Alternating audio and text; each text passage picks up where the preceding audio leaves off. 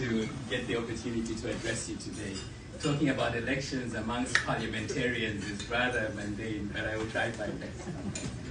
First of all, before I share a few thoughts, to a thank you and a caveat.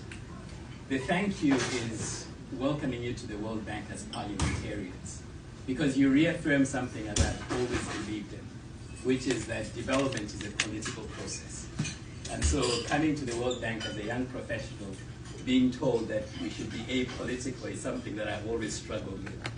Anything that has to do with people is a political process, as is development, more so in the current environment that we're in.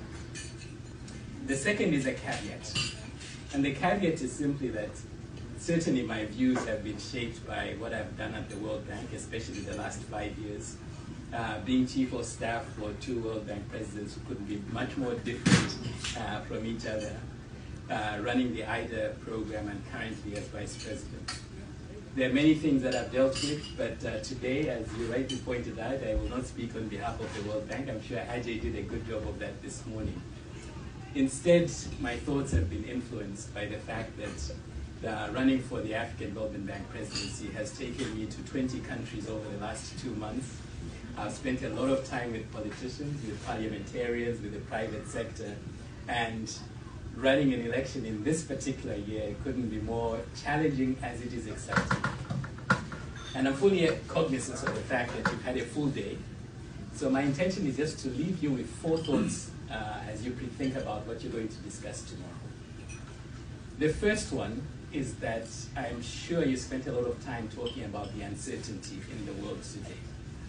The reality is, uncertainty is more normal than certainty.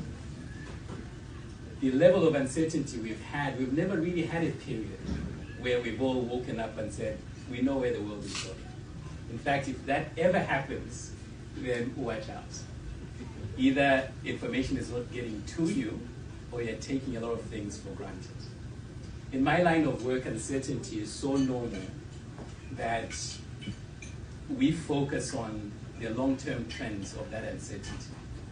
We have moved from a world where the World Bank occasionally used to do 1 evacuation a year over 10 years ago.